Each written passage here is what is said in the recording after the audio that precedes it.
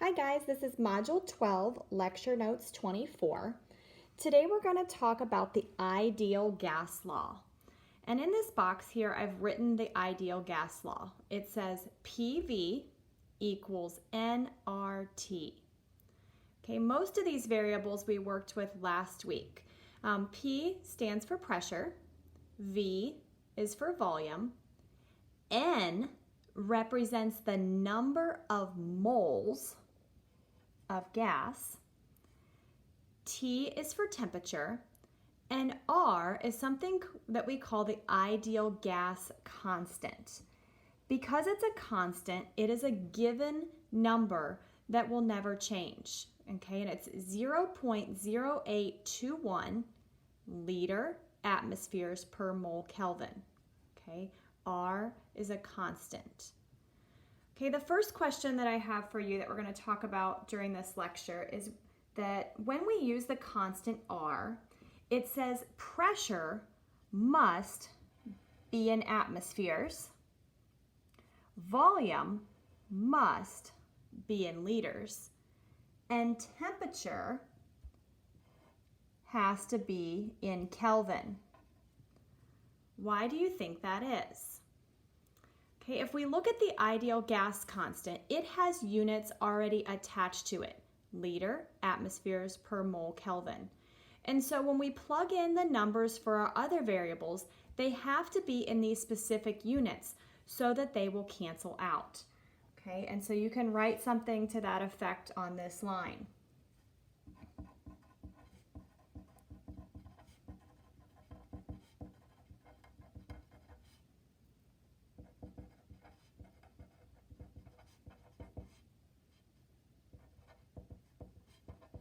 So I'm writing the units must match the units of R so they cancel out.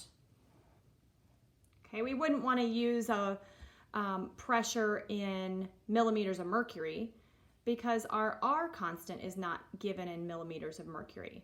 Same thing for volume. We want it to be in liters and temperature must be in Kelvin. So before we actually use this ideal gas law to solve some problems, we're going to do a few conversions to practice converting temperatures and pressures. If you remember from one of our first units, you can convert Celsius to Kelvin by adding 273.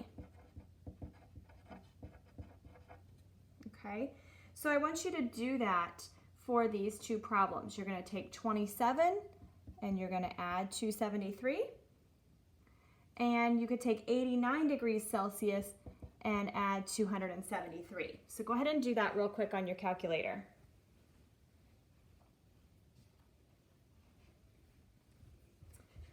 For this first one, I get 300 Kelvin. And for letter B, I get 184 Kelvin. Okay, so these aren't hard, but just keep in mind that you may need to convert temperatures by adding 273 before you do your problem. All right, something that is probably newer is converting pressures. So last week we talked about that 1 atmosphere is equal to 760 millimeters of mercury. 1 atmosphere is equal to 101.3 kilopascals, or 14.69 psi, or 760 torr. So these are conversions from an atmosphere. So let's say you were given a problem that said how many atmospheres are in 824 millimeters of mercury.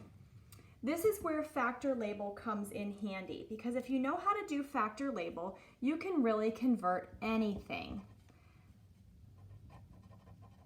So I'm going to take my 824 millimeters of mercury and I'm going to put it over 1. Remember that?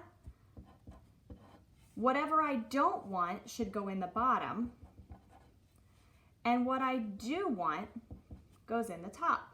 And then you fill in your conversion factor. For every 760 millimeters of mercury, I have 1 atmosphere. Our units cancel top to bottom, and I should get an answer that comes out in atmospheres. And so on your calculator, you would just do 824 divided by 760, and I get about 1.1 or 1.08 if we're doing sig figs. Okay. We'll set up the second one together, and then I want you to do the last two on your own. For this one, if we have 55.2 psi, we don't want psi, we do want atmospheres. So our 14.69 psi should go on the bottom, 1 atmosphere goes on the top. Make sure your units cancel. And for this one, you would take 55.2 psi and divide by 14.69, and I get about 3.76 atmospheres. All right, set up these two. Actually pause the video so you can have a practice working them out, and then come back and check your answer. Okay, here's what I got for my last two pressure conversions. Okay, so you will need to do some pressure conversions as we work with the ideal gas law on the next page. But before we start plugging numbers into the ideal gas law, let's talk about what is an ideal gas? What does that mean? Okay, so there's 3 things that make up properties of an ideal gas, and you do need to know these. Okay, it says for a gas to be considered ideal, the molecules that make up a gas must be very small. Okay, so remember, when we have a gas, we're assuming it's mostly empty space with tiny gas particles that are moving randomly throughout, and they're bouncing off the walls of their container, exerting pressure. So we assume that the molecules are small. We also assume that they are very far apart from one another, which means they are not attracting or repelling one another. And then lastly, we assume that when they collide with each other, or when they collide with the walls of the container, they bounce off and they keep going, and their collisions are elastic, which means they do not lose any energy from that collision. Okay, they keep zooming around. And gases usually behave like ideal gases at high temperatures and low pressures.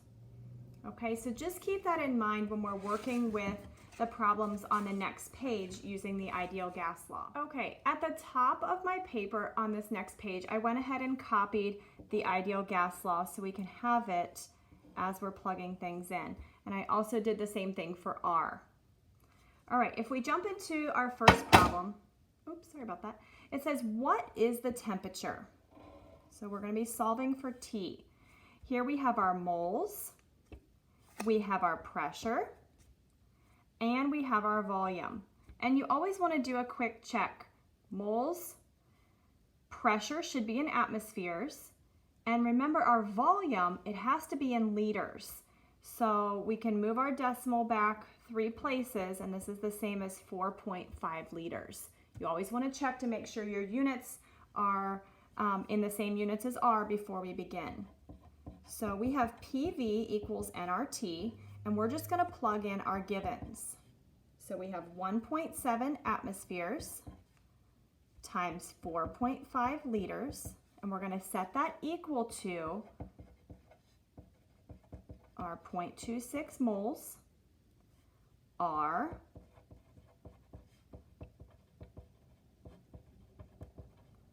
and we don't know T. That's what we're trying to find. Okay, when we're solving for T, we need to move these 2 variables to the denominator. So we're going to be dividing.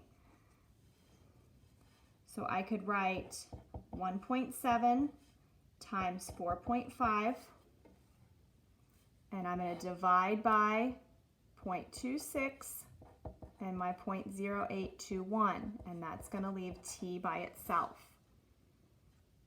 Okay, so this is what you should be plugging into your calculator.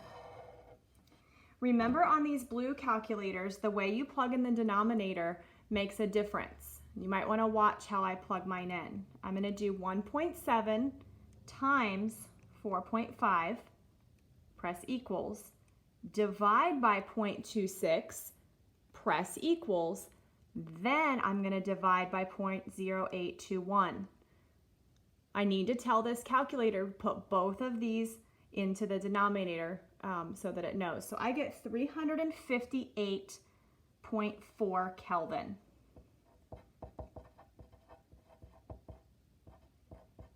And that's my final answer. That's the temperature.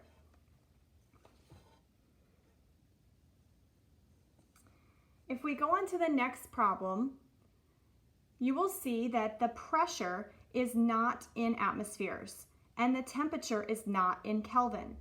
So I'd like you to pause this video and take a second to make those two conversions before we plug into our ideal gas law. Okay, so I went ahead and made those conversions ahead of time. I converted 24 Celsius, added 273 and got 297 Kelvin. And then for the pressure, I divided by 760 to get my pressure in atmospheres. Now we are ready to plug in to PV equals nRT. Okay, so pressure, you're going to plug in 1.025 for your atmospheres. Volume, we don't know. That's what we're trying to find. Moles should be 4.5. R is 0.0821. And temperature we know is 297. So in this problem, to get volume by itself, you will be taking the pressure and bringing it down to the denominator. So I'm going to go ahead and show that here. We're going to divide by 1.025.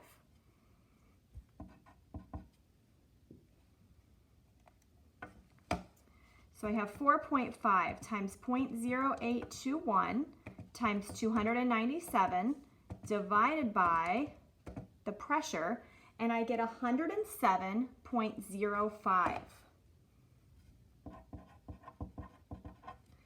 And then you can always ask yourself, well, what units should I be putting on volume?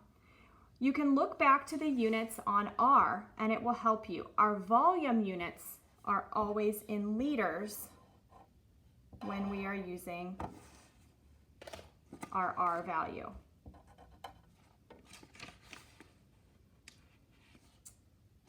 All right, so let's jump to number 6. What is the pressure of 12.6 grams of fluorine gas in a 7.7 liter container at 12 degrees Celsius? Okay, so we're going to be solving for pressure. They've given us the volume and they've given us the temperature, but they did not give us the moles. But they did tell us how many grams of fluorine we have. So we can do a little bit of math off to the side using our 12.6 grams of fluorine. Remember, fluorine is a diatomic. It can never be by itself. If you jump back to your periodic table, it is one of the 7 diatomics. Okay. Remember that we can switch from grams to moles pretty easily. Do you remember what goes here? The molar mass of fluorine. So fluorine is 19, and if you have 2 of them for F2, you would put 38 here. Okay, so you'd be taking 12.6 divided by 38, and we'd get 0.33 moles. All right, so now you should have everything you need to plug into your ideal gas law. I'd like you to pause and try to work out the rest of this problem by yourself and then come back to check your answers. Okay, so in this problem, we're solving for pressure. We have our volume. We set that equal to moles times R times T. Make sure you switched your temperature to Kelvin. To solve for pressure, we need to divide our volume, and we end up with 1 atmosphere of pressure.